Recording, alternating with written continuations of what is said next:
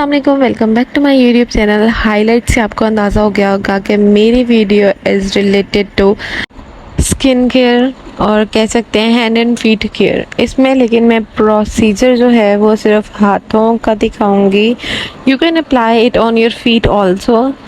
अपनी वीडियो की तरफ चलते हैं। तो विंटर्स आ रहे हैं, बहुत स्किन ड्राई हो जाती है, तो उसके लिए मैं आपके हाथों और पाँव की हिफाजत के लिए एक बहुत ही इजी सी स्किन केयर रूटीन शेयर कर दूं। तो इसके लिए मतलब बहुत ही इजी प्रोसीजर है, आपको बहुत ज़्यादा चीज़ों की ज़रूरत भी नहीं है। You can use any type of oil. मैंने यहाँ ये भी ऑयल यूज़ किया है। आपके पास कोकोनट ऑयल है, जैतून का तेल है, या कोई भी ऑयल है, आप वो अप्लाई करें। अपने हाथों पे अच्छे से अप्लाई करना है। आपने ऑयल की अपने हाथों पे मालिश करनी है, बिल्कुल अच्छे से मसाज कर लें। ऑयल जो है वो हमारी स्किन को मॉइस्चराइज भी करता है और उसके अलावा डर्ट और डेड स्किन जो एक्यूमुलेट हो रही है आपकी स्किन पे, उसे भी ख़त्म करता है। अच्छे से मालिश करने के बाद आपने अपने हाथों को किसी भी अच्छे बॉडी वॉश या सोप, कोई भी आप यूज़ कर सकते हैं, उससे वॉश करना है। लेकिन उससे पहले याद रखें कि अगर आपने कोई भी किसी भी तरह की नेल पेंट लगाई हुई है तो आप उसे रिमूव कर लें। मेरी तो पील ऑफ नेल पेंट थी, तो मैंने आसानी से उससे बगैर यूज़ किए अल्कोहल पैड्स या नेल पेंट रिमूवर उसे रिमूव कर ली।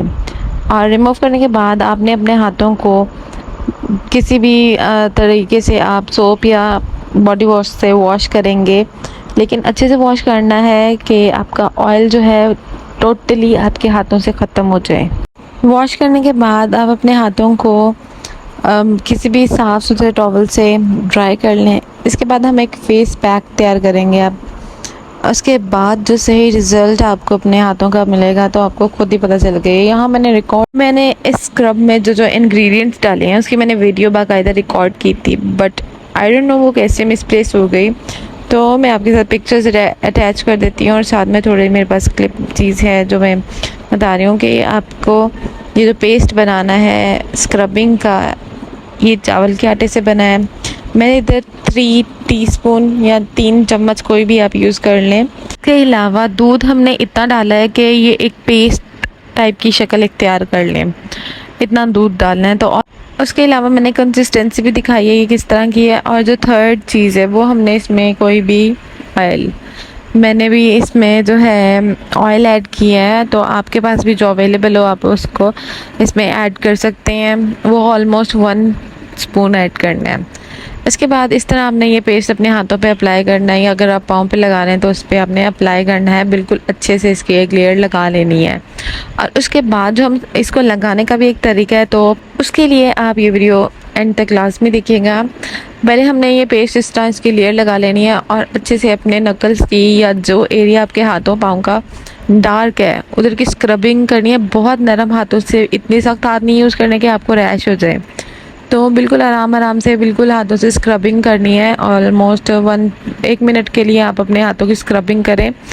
स्क्रबिंग करने के बाद आप अपने हाथों को कुछ देर के लिए छोड़ देंगे कि ये जो मास्क लगाया हुआ है, स्क्रब लगाया हुआ है, वो थोड़ा ड्राई हो जाए। तो मैंने भी आपको इसलिए दिखा रही हूँ प्रॉपर तरीका, ताकि कोई भी स्टेप मिस ना हो। It is very important. Winters में आपकी स्किन काफ़ी डेड हो जाती है, इतनी ड्राई स्किन होती है कि मतलब स्किन को देख के ना एक अजीब सी बेचैनी हो रही होती है कि हाँ क्यों ऐसी स्किन हो गई हुई है, बिल्कुल अकड़ी अकड़ी सी। तो उसके लिए को ये अपनी स्किन के रूटीन में लाजमी ऐड करना पड़ेगा। आप वीक में ज़्यादा नहीं तो 2 बार तो एटलीस्ट इस चीज़ को अपनाएं, ताकि आपकी स्किन एकदम रिफ़्रेशिंग और ग्लोइंग लगे।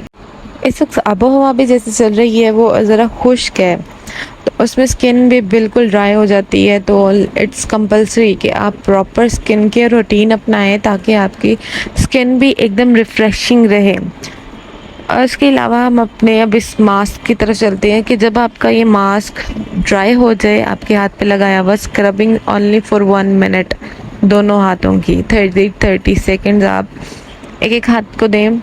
जब बिल्कुल मास्क ड्राई हो जाए तो चंद ड्रॉप्स आपने पानी के लेने हैं और फिर से अपने हाथों को अच्छे से स्क्रब करना है।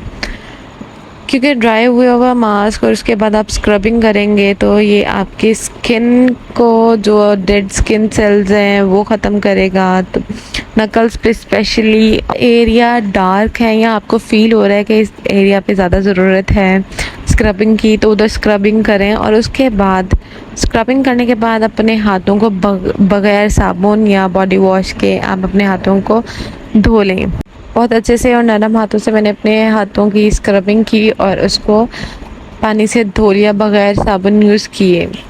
آپ کو اس کے بعد ہی فرق پتہ چلے گا اپنے ہاتھوں میں, ایک دم نرم و ملائم ہاتھ ہو جائیں گے اور جو ڈیڈ اسکن ہے آپ کے ہاتھوں کی وہ بالکل اتر گئی ہوئی ہے. اس کے بعد ہاتھوں کو واش کرنے کے بعد آپ نے اپنے ہاتھوں کو کسی ٹاول سے اچھے سے خشک کر لینا ہے. اسکربنگ کے بعد میرے ہاتھ اتنے کوئی سافٹ ہو گئے تھے کافی اچھے, اور مجھے اپنی اسکن کو دیکھ کے بہت خوشی ہو رہی تھی کہ ایٹ لیسٹ اتنے ڈرائی موسم میں میرے کچھ ہاتھ بہتر نہیں بہت اچھے ہوئے ہیں. اب جو ہے لاسٹ اسٹیپ ہے, آپ نے کوئی بھی موئسچرائزر لینا ہے. میرے پاس کریم تھی, میں نے وہ لی اور اپنے ہاتھوں پہ بہت اچھے سے لگا دی ہے کیونکہ ہاتھوں کو موئسچرائزر کی ضرورت تھی اور اتنے ڈرائی موسم میں اٹ از ویری کمپلسری. اور ایک اور چیز, آپ اپنے ہاتھوں پاؤں کی کیئر کرنے کے حساب سے یہ چیز یاد رکھیں کہ سردیوں میں رات کو یا خشک آب و ہوا بھی چل رہی ہے تو اپنے سونے سے پہلے رات کو اپنے ہاتھوں کو موئسچرائز کر کے ویزلین سے یا بھی کسی بھی کریم جو بھی آپ کے پاس اویلیبل ہو آپ وہ لگا سکتے ہیں. اس سے آپ کے ہاتھ بہت اچھے اور بہتر رہیں گے. تو یہ تھی میری آج کی ویڈیو, ہوپ سو کہ آپ کو پسند آئی ہوگی. لاسٹ میں آپ سے ایک ریکویسٹ ہے کہ میرے چینل کو پلیز سبسکرائب لازمی کریے گا اگر آپ میرے چینل پہ نیو ہیں. اس کے علاوہ میرے انسٹاگرام اکاؤنٹ کو فالو کرنا مت بھولیے گا. اپنا خیال رکھیں. اللہ حافظ.